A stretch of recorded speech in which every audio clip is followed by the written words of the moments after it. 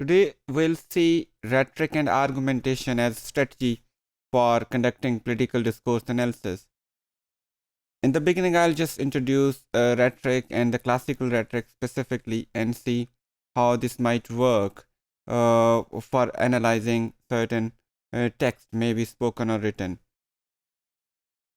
According to certain authors, it is believed that both classical and new rhetoric can be used to analyze text in the domain of critical discourse analysis. For example, it can provide tools for the description and analytical overview of various kinds of text, especially in our particular sphere of CDA. Classical rhetoric and argumentation belongs to Aristotle. There was certain chains of thought before Aristotle also, but Aristotle make it reach to its climax. Therefore, we can say that Aristotle's topics and rhetoric are still considered to be one of the milestones in this regard.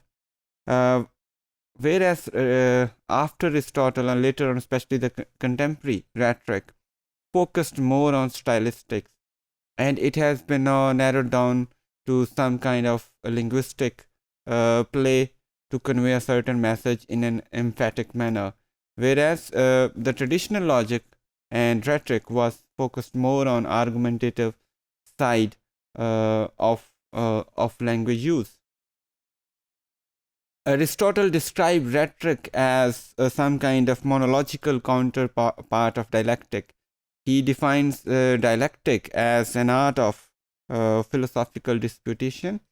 And in this kind of philosophical disputation, we reach to a conclusion by developing certain arguments about a certain point of view.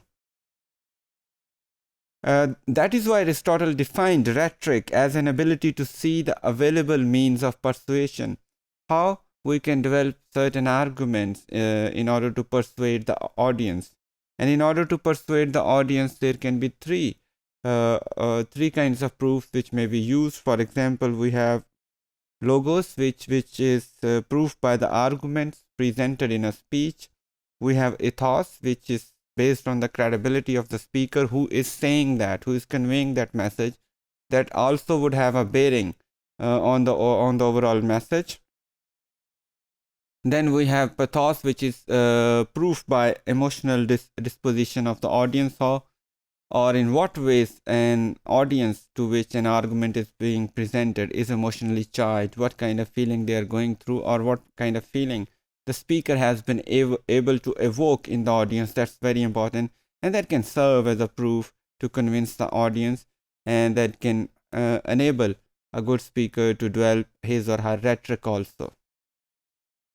Modus vobra is another term which is used to understand logical proofs deeply in traditional logic.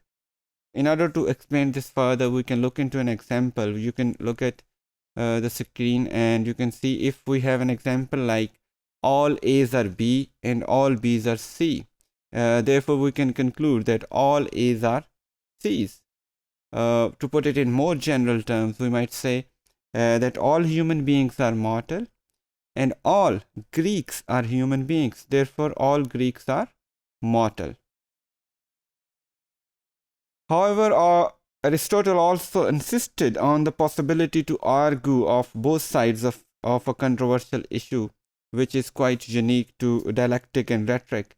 And he probably argued that this should be used very carefully, and something which is already debased should not be argued for, and because it would lose the moral strength of the one who is arguing for something. So we should use rhetoric or persuasion very carefully, and we should not argue in favor of something which is debased.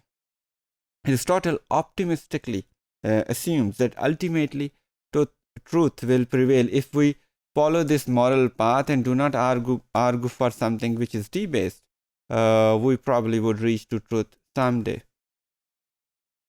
And then there is another term which comes from classical rhetoric, which is topos, and can be defined as a combination of a device to find arguments and a guarantee which grants the plausibility of the steps from arguments to conclusion.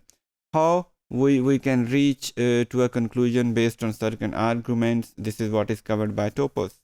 It also has some other functions such as creating law-like generalizations in which we follow certain arguments and we reach to a conclusion which can be implemented in other situations also.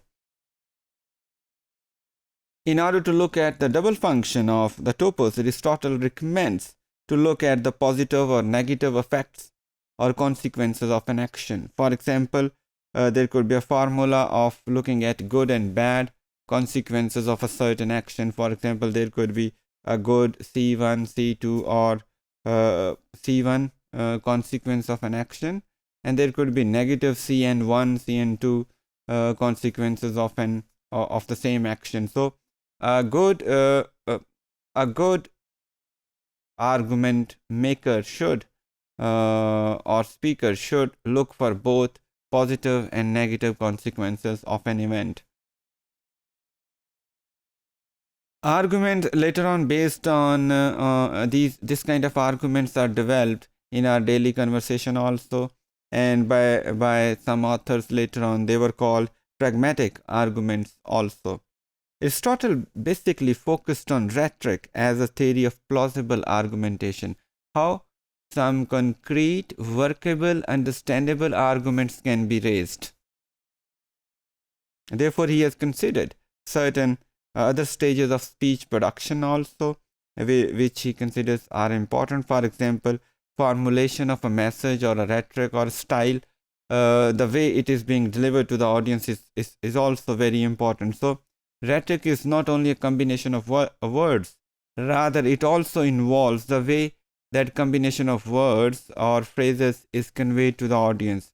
Sometimes the style of rendering or formulating a certain argument is more important than the message itself, and that can create a more persuading effect on the audience. He deals with the virtues of style with a focus on clarity. It should be clear. He also remarked about the grammatical accuracy. He also talks about correction, brevity, and then use of metaphors, hyperbole, irony, parallelism, various figures of speech which may be employed to create a certain message in terms of argumentation and rhetoric. Aristotle also suggests using something beautiful as a source of domain of the metaphor, and gives that metaphors should be seriously articulated and they should not be ridiculously nonsensical. Metaphor is said to create some kind of intellectual pleasure. It also gives audience a kind of cognitive surprise. People are shocked sometimes to see the connection, but during that moment of surprise or shock, they also understand the message. For example, we can relate something with another thing, and we can create a metaphor, and that creation can actually make our message reach more potently, more effectively as compared to a plain message.